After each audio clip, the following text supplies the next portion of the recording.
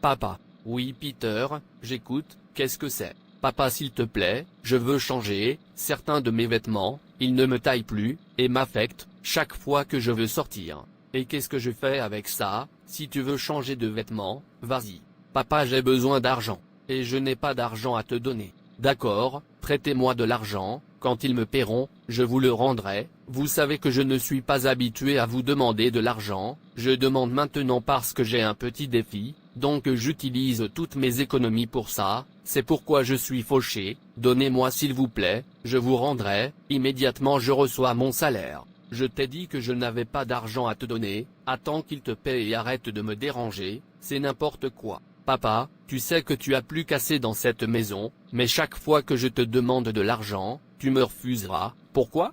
Ne suis-je pas ton fils? Pourquoi me traites-tu de cette façon? C'est parce que, tu es assez vieux pour avoir ton propre argent, n'as-tu pas honte? Tu demandes encore de l'argent à ton père. Quand j'étais à ton âge, j'ai commencé à gagner des millions, je n'ai jamais dépendu de personne, je poursuis l'argent, toute ma vie, de toute ma force et mon pouvoir, jusqu'à... Je suis devenu milliardaire et j'ai commencé à diriger le monde, à dépenser de l'argent comme je veux, donc si vous voulez dépenser de l'argent comme vous voulez, levez-vous et gagnez votre propre argent, je suis un lion, vous devriez être comme votre père. Papa, est-ce que ça veut dire que tu ne me donnes pas? Je suis ton fils mon ami, allez-vous sortir de ma vue? Au lieu de vous être utile à vous-même, vous êtes occupé à vous tromper, à prétendre que vous suivez Jésus, maintenant vous voulez mon argent, vous refusez de poursuivre l'argent comme votre compagnon, maintenant vous me voulez pour te donner de l'argent, pourquoi ne pas aller rencontrer Jésus pour te donner de l'argent? Vois dans cette vie l'argent dominer le monde, alors gagne de l'argent, et tout sera sous tes ordres. Maintenant dégage.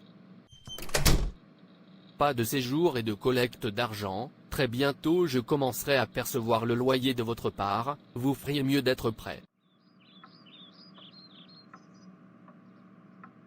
Mon père m'a suffisamment insulté.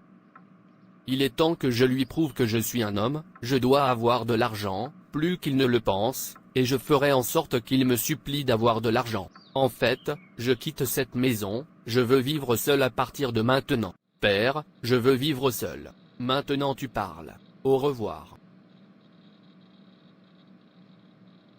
Tu es plus que assez vieux pour vivre seul. Il pense que je ne peux pas le faire. Mais je vais tout faire pour lui prouver le contraire. Argent, je dois te contrôler, en fait je t'aimerai, jusqu'à ce que mon père me supplie pour toi, je n'arrêterai pas de t'asservir. Où allez-vous porter un sac? Je viens chez vous pour savoir pourquoi vous n'êtes pas venu à la pratique de la chorale, j'espère qu'il n'y a pas de problème. Pas de problème, mais arrête de me chercher, car je ne m'intéresse plus à l'église, ni à la chorale. Pourquoi? Je dois d'abord me mettre en ordre, je dois d'abord accomplir beaucoup de choses, donc pour l'instant je n'ai pas le temps pour cette chorale. Vous semblez si frustré, avez-vous oublié que Dieu devrait être le premier dans tout ce que vous faites? Avez-vous oublié que notre travail pour Dieu devrait être primordial, dans notre vie parce que, c'est la raison pour laquelle nous sommes sur cette terre, nous n'appartenons pas à terre, nous sommes sur cette terre pour faire une bonne œuvre, c'est-à-dire adorer Dieu en esprit et en vérité, afin de mériter notre vraie demeure, le ciel. Peu importe ce que vous avez ou possédez, vous allez les laisser derrière vous, n'est-ce pas suffisant pour prouver que nous n'appartenons pas ici? Regardez autour de vous, des gens meurent tous les jours, certains d'entre eux sont milliardaires, certains sont millionnaires, certains ont de l'argent et des biens innombrables, mais ils les laissent derrière eux, ces choses qu'ils sont si désespérés d'obtenir, et se vident. Ces gens étaient comme vous avant de mourir, ils sont autrefois très jeunes, forts, ayant des rêves, désespérés de réaliser leurs rêves, essayant de rassembler la terre entière pour eux-mêmes, repoussant la grâce de Dieu dans leur vie, refusant de faire la volonté de Dieu, afin d'avoir la paix éternelle, ils refusent de se repentir de leurs péchés, bien que certains d'entre eux atteignent leur but sur terre, mais aujourd'hui, où sont-ils? Ils sont partis, laissant ces choses qu'ils travaillent si dur pour obtenir derrière. Savez-vous, en enfer ils pleurent, regrettent, se lamentent, disant que s'ils avaient su, ils auraient mis Dieu en premier, et travaillé pour lui, tous les jours de leur vie, ils regrettent leur action, souhaitant en avoir une seconde chance, afin qu'ils changent leurs habitudes, mais c'est fini pour eux, et ici vous essayez de repousser votre propre grâce. Revenez à Dieu, il n'y a rien que la terre a à vous offrir, ce que la terre peut vous offrir, n'est rien d'autre que la destruction, la déception, la luxure, la douleur, l'agitation, et la richesse n'est pas permanente, elle va et vient, vous ne devez pas la poursuivre. Quel est l'endroit où vous irez, quand vous quitterez cette terre, parce que partout où vous irez après cette terre, devient un lieu permanent pour vous, c'est pourquoi vous devez vous hâter maintenant pendant que le soleil brille, car quand l'obscurité vient, il se sera terminé. Si vous finissez en enfer, vous y serez permanent dans la souffrance, la douleur, les larmes, les tourments. L'enfer n'est pas comme cette terre, que lorsque vous faites face à des défis, il disparaîtra bientôt. Non, tout devient permanent, une fois vous quittez cette terre, c'est-à-dire pendant que Jésus est mort pour vous, afin que vous fassiez le paradis et que vous viviez heureux, là où il n'y a pas de douleur, de souffrance, plein de joie, où tout ce que vous avez toujours voulu sera disponible pour vous. Mais pour que vous fassiez ce ciel, vous devez mettre Dieu en premier, tout en vivant sur cette terre, en vivant une vie juste, une vie sans péché, une vie sans convoitise terrestre. Jésus a fait en sorte que ce soit facile pour vous et moi, pourquoi pas utiliser la grâce que Jésus vous a offerte? Je suis désolé, ma décision est prise, mon père m'a assez insulté, il est temps que je lui prouve le contraire, il est temps que je lui fasse respecter. S'il vous plaît, laissez-moi être.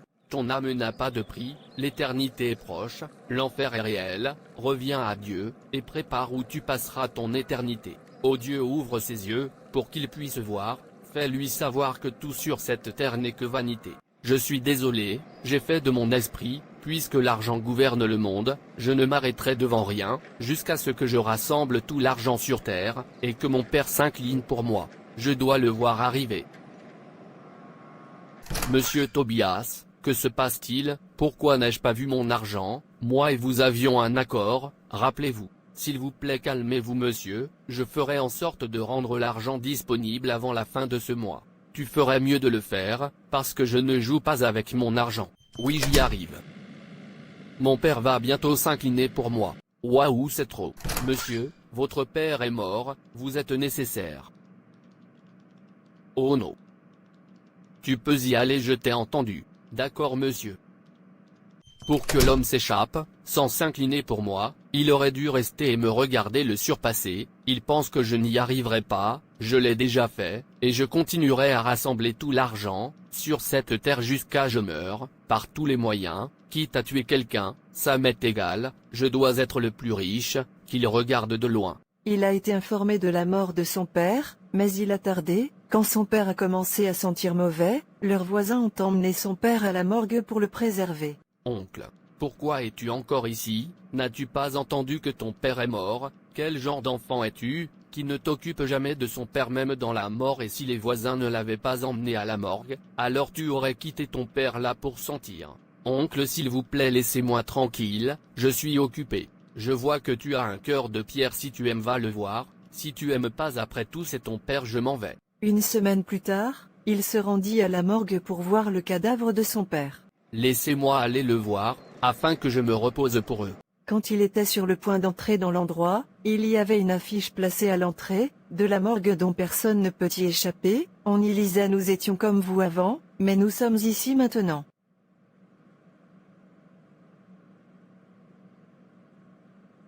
Le jeune garçon l'a lu, mais cela n'avait aucun sens pour lui. Il est entré à l'intérieur pour vérifier le cadavre de son père. Après quelques minutes, il a fait un pas dehors. Alors qu'il était sur le point de sortir, il a vu une autre inscription placée à un endroit stratégique, auquel personne n'échappera. Il a dit: vous serez bientôt comme nous.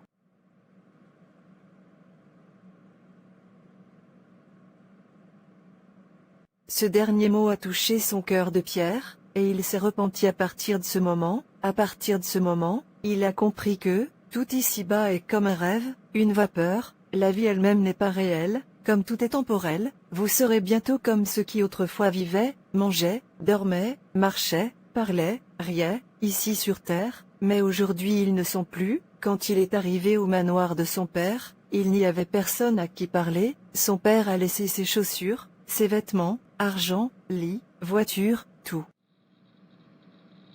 Alors, mon père peut quitter son manoir. Alors qu'il fouillait les armoires de son père, il vit et toucha des dollars tout neufs, bien emballés et en ordre, mais le propriétaire de l'argent était à la morgue. Se souvint le jeune garçon, nous étions comme vous avant, mais nous sommes ici maintenant, et vous va bientôt nous rejoindre. Il pleurait d'autant plus. Même l'argent, il était si désespéré de protéger. Oh quel monde! J'aurais dû ignorer mon père et essayer de le sauver, au lieu de perdre le contrôle. Maintenant qu'il sait où il a tout laissé derrière lui. Alors quel est le gain de sa force gaspillée en poursuivant toutes ces choses? Dieu, s'il te plaît, pardonne-moi, merci de m'avoir fait réaliser que tu es tout ce qui compte, sur cette terre, et après cette terre, merci de m'avoir fait comprendre, notre but sur cette terre. Si mon père peut laisser toute sa richesse derrière lui, cela signifie que cela ne vaut pas la peine d'être poursuivi. Alors il abandonne sa vie à Jésus et devient un homme nouveau. Monsieur Peter, qu'est-ce qui vous arrive? Je vous envoie un message, vous ne l'avez pas vu, il y a des affaires. Je suis désolé, je ne suis plus intéressé par ces sales affaires qui ne glorifient pas Dieu. La contrebande de cocaïne est un péché devant Dieu. Vous de toutes les personnes, je sais combien vous aimez, et désireux de faire de l'argent. Pourquoi le changement? Parce que je suis maintenant un nouvel homme. Qu'est-ce que tu veux dire par tu es maintenant un nouvel homme? Qu'est-il arrivé à Peter? Je sais. Je suis maintenant né de nouveau. Naître de nouveau signifie devenir une nouvelle personne. C'est un mystère. Les vieilles choses passent et toutes choses deviennent nouvelles. Les vieilles choses de ma vie sont décédées. Je suis maintenant une nouvelle créature et l'expérience de la nouvelle naissance doit affecter tout mon style de vie, la totalité de ma conduite. Cela doit être évident pour tout ce qui m'entoure. Le racheté devient un nouvel homme, servant un nouveau maître. Jésus-Christ, après s'être séparé de Satan, il vit ensuite pour plaire à Christ, et lui seul. Lorsqu'il est offensé, il pardonne facilement, tout comme Dieu pour l'amour de Christ, nous pardonne. Un racheté coupe tous les liens qui peuvent conduire à de vieilles habitudes pécheresses, tout comme je l'ai fait maintenant. Un racheté développe de la haine pour ses péchés, qu'il a commis sans motif auparavant, et rend facilement les objets volés aux gens, ou lieu de travail. Trop de mots à la fois. Voyez-vous, la nouvelle vie en Christ est belle, rafraîchissante, épanouissante et incomparable à toute autre chose, car pour autant que vous le sachiez, vous n'avez pas été racheté par des choses corruptibles, comme l'argent ou l'or, mais par le sang précieux du Christ, comme d'un agneau sans défaut et sans tache. 1 Pierre 1 versets 18 et 19. La nouvelle vie est un trésor, plus grand que l'argent ou l'or. Quiconque n'y a pas goûté doit se repentir de son péché, et être réconcilié avec Dieu, et tous ceux qui ont été sauvés, doivent demeurer dans l'expérience pour finalement entrer dans une glorieuse éternité avec Dieu. Donc je dois le faire, afin de garantir un bon endroit permanent, où mon âme vivra pour toujours, et à jamais. Cela doit venir en premier. L'argent, la terre, les richesses, n'a rien à offrir, car nous les laisserons toujours derrière, juste comme ceux qui les ont faites avant nous les ont laissées, ainsi nous. Vous avez raison. Tu manges du poulet avec des légumes, et du poisson, de la dinde, de la viande, du riz frit, et bois du vin aujourd'hui, mais demain, ta chair devient de la nourriture pour les asticots. Où ira ton âme? Tu conduis une belle voiture aujourd'hui, mais demain une voiture roule toi. Tu vis dans un manoir aujourd'hui, mais demain tu vis dans un cimetière. Tu dors dans un bon lit aujourd'hui, mais demain tu dors dans la tombe. Il n'y a pas de remplacement pour ton âme, elle est inestimable, unique et particulière. L'âme est le vrai vous, elle vit après la mort. Vous perdrez tout, si vous mourrez sans Dieu et sans vivre pour lui. S'il vous plaît, donnez votre vie à Jésus, réconciliez-vous avec votre Créateur et changez positivement d'avis, afin que votre vie sur terre soit à la gloire de Dieu, et qu'à la fin de votre voyage sur terre, vous ne finissiez pas dans l'oubli. Ne vous souvenez d'aucune excuse pour l'homme. Un mot suffit pour les sages, en effet nous appartenons à Dieu, et en effet à lui nous reviendrons. Vous pourriez penser que vous êtes en règle avec Dieu, donc ce message n'est pas pour vous, mais pour les pécheurs. Vous pouvez vous tromper, le jour du Seigneur arrive. Modifiez vos voix, s'il vous plaît, ne méprisez pas ce message, partagez pour sauver une âme. Merci d'avoir regardé. Merci de vous abonner, liker et partager. Dieu te bénisse. Et rappelez-vous, Jésus vous aime vraiment, donnez-lui une chance dans votre vie.